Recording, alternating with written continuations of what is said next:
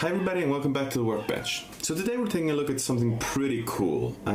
For those of you who were around in the hobby back in 2015, you will remember these super big, old 450 size 10-inch propeller quadcopters, right? I'm talking about these things. Massive massive frames, massive motors, and everything is sort of big. If I just show you, this is something that I got from a friend of mine who this was built but actually never flew, just for various reasons, and he gave this to me to sort of try to, so that I could take a look at it and see if I could figure out how to make it fly. Now, if we just compare it to the quads that we have today, you can see the size difference. It's kind of crazy. This is just my normal 5-inch hi-fi light that I use for racing, but this is the big one. So yeah, there's some pretty interesting things on here. If I just show you here, this is the flight controller, and I mean, yeah, this is kind of crazy. This is, I think, called an APM flight controller. So what I want to do with this is I want to try to modernize it a little bit and actually make it fly in its current form. We'll see if that works. Now what I'm going to do is I'm going to take off this ancient flight controller, this APM thing, and I'm gonna be replacing it with I have an extra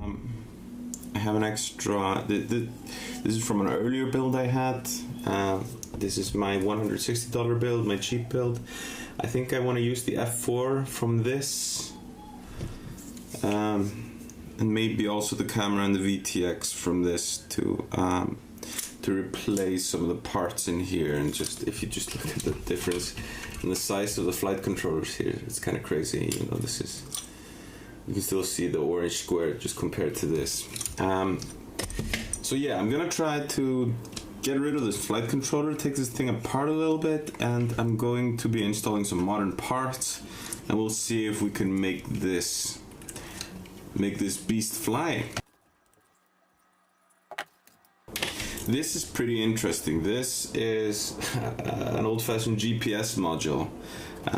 It was mounted on this wood stick here and fell off.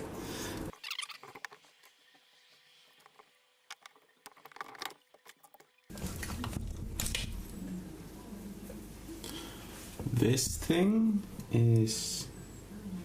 what is this thing? It looks like some sort of BEC, but I don't know, it has a JST connector on the end, so... wait, yeah, this might be the BEC, this might be the power supply for the flight controller, actually. Yeah, I would guess so.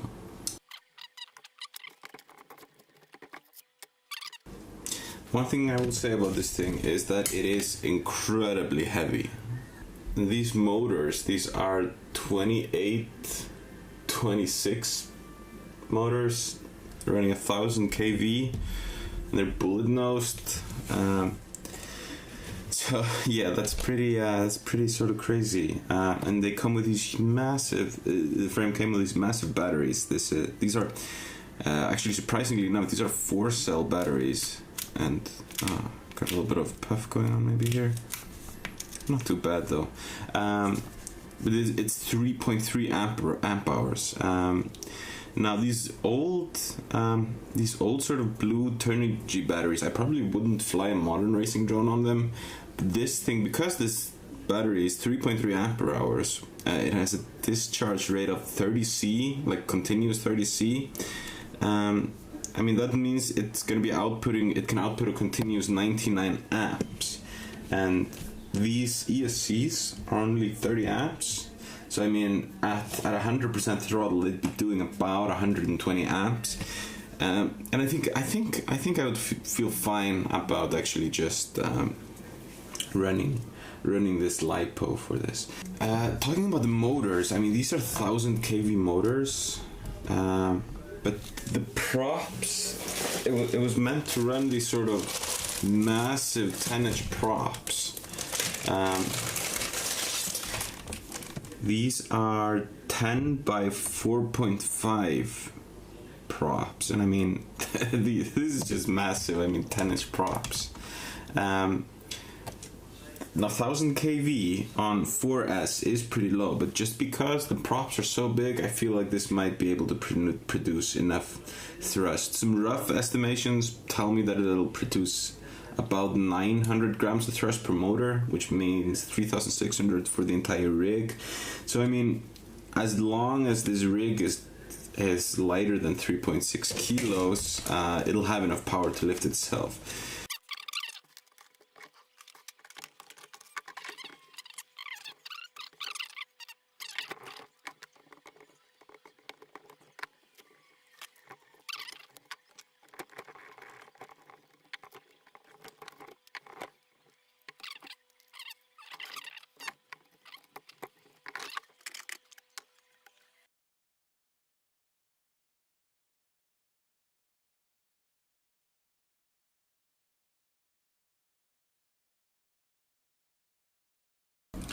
Okay, so I think we've pretty much got everything clear now. Basically all we have on it now are the ECs and the motors. So what I'm going to go ahead and do is I'm going to pull out the stuff from this build here and basically pop it down into there. I'm just going to place 4 bolt holes in the center, put a small stack in there, zip tie down a VTX in the back, and put a camera in the front. I think that is a good plan. So let's get to it.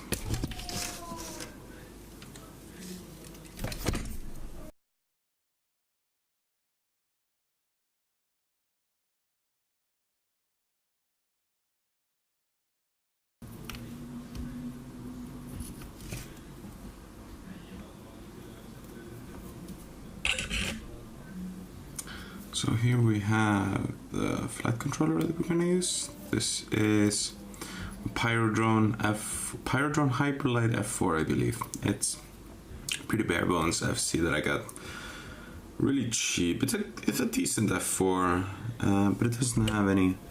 There's no OSD or anything, so it's probably why I wouldn't use it on one of my main builds today, because I just like to have. I like to have the OSD built in. It's actually interesting. They came out with like an upgraded version of this or something, and the upgraded version has OSD, but it's also a tad more expensive because this was a really cheap flight controller, around only maybe $22 was it? I think so. It's the one I used for my $160 build. So. Okay, there we go. Now we need to take out this PDB as well. So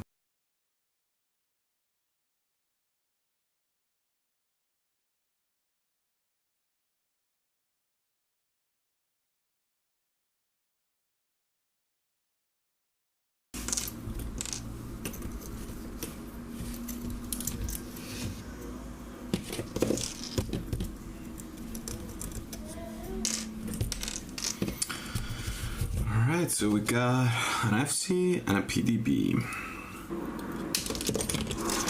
Number 1 is gonna have to be the PDB. Yeah, and it actually fits really nice here in the center. Okay. There we go. And I'm gonna poke some holes through there.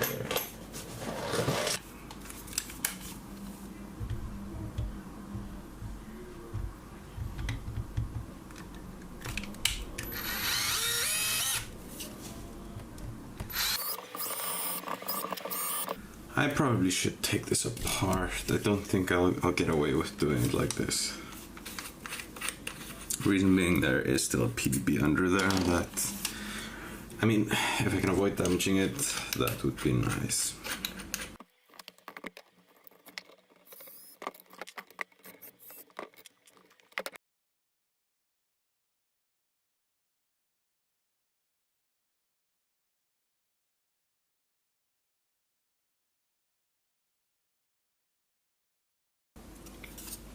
And so here we have the bare PDB. This might be the biggest PDB I've seen in my life. For comparison, here's a normal Maytag 30 by 30 board for comparison.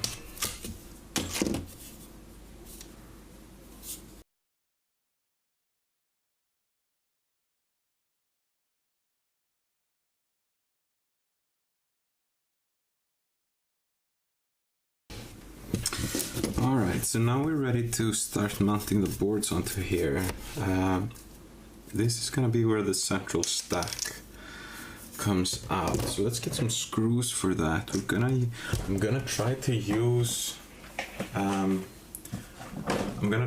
some soft mount standoffs, because I have a feeling this is going to vibrate a whole heck of a lot when everything is already together. So let's see.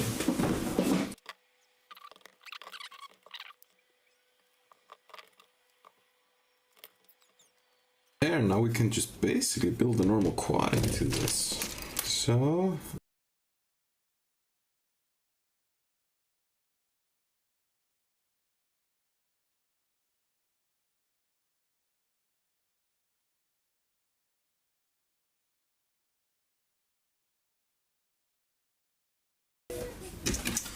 alright, so I'm just gonna put the XT60 on later.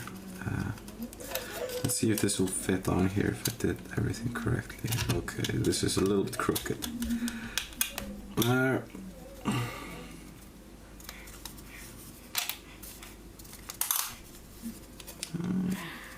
Sort of fits. Ugh. Okay, that's not the most beautiful thing I've ever done, but you know, I think it'll work. We need to put on the arms before we can put on the flight controller, because we need to solder to this board. So let's put everything back together. Just fasten this down first.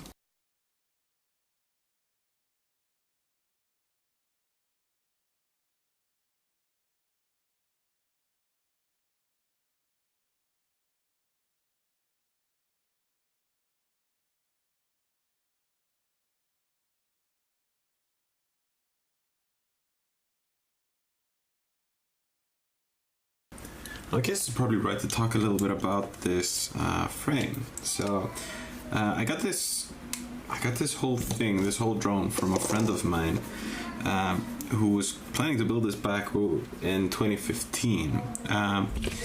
And I mean, back in those days, carbon fiber frames weren't that big. This is actually a 3D printed frame that he printed himself. I believe it's made out of PLA, I'm fairly certain, which is fairly durable material, but there's two big problems with it. Number one, it's brittle, so I mean, if you crash this, there's a fairly high chance it will break. And number two, it is very heavy.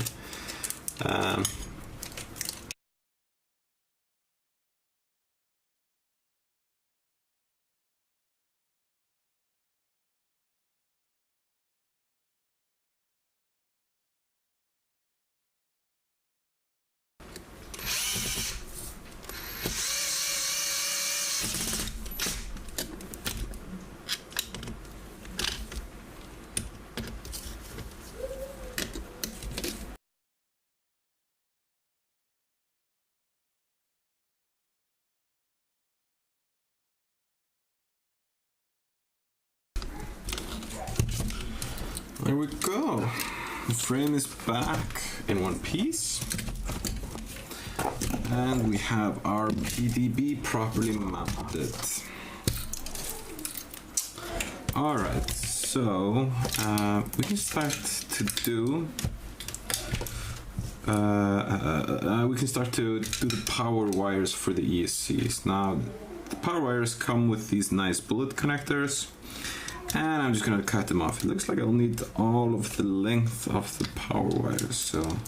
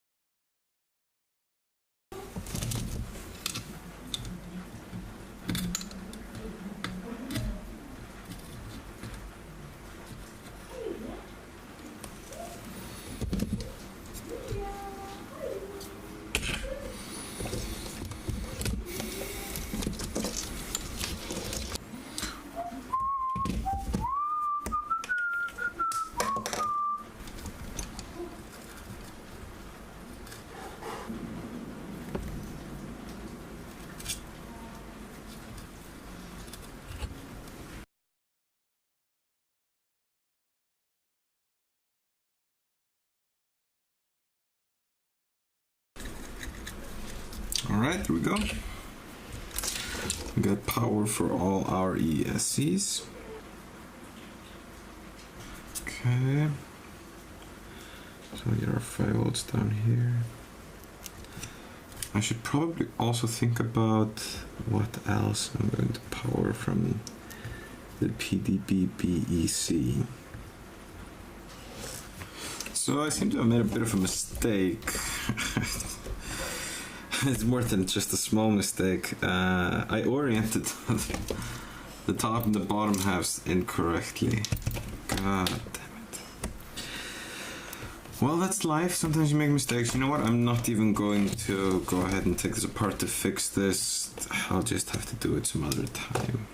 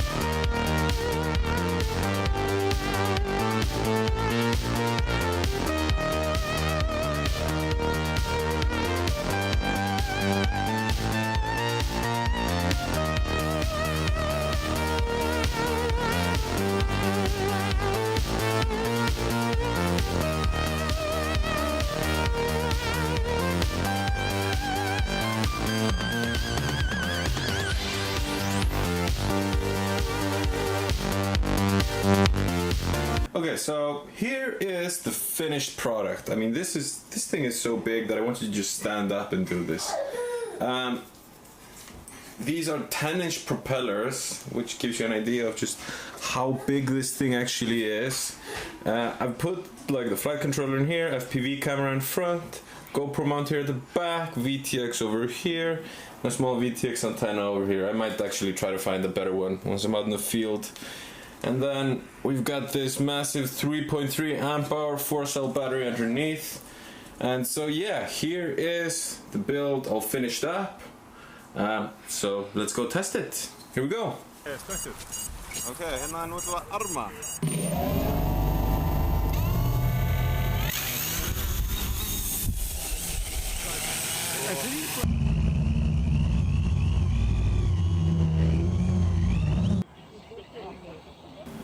So here we are, we're in the air and it's working well actually. I will point out that this was actually a line of sight flight because the FPV camera had some problems. So this ended up being a line of sight flight, but we're gonna go ahead, we're gonna fix the FPV camera and come back and do a proper FPV flight. But in any case, a pretty successful maiden.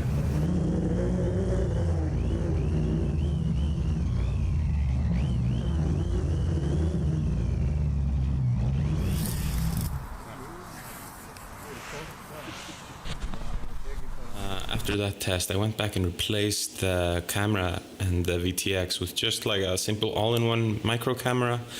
It's just a very simple one, and I just glued it on top of the stack, and that turned out to work fine.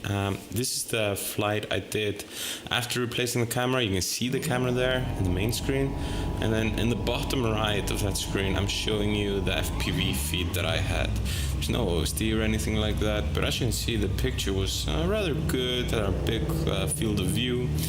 So yeah, by that time everything was working properly and I was able to fly at FPV. Now, my first experience of flying this FPV was kind of terrible. I think the main problem is that this quad, the ESCs don't have any sort of braking. I mean, the really big problem here is the ESCs.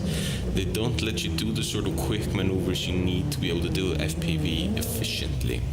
I did try to fly around the track a little bit, as you can see here.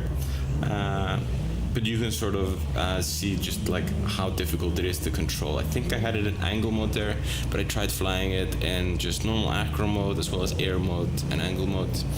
And even in air mode, because the reaction time of the motors is so slow, I think it actually just kept gaining altitude non-stop. So, I mean, it was really difficult to fly FPV. I sort of managed to get it to go sort of where I wanted, but yeah. And yeah, I mean, I would say that it works, but it's not great.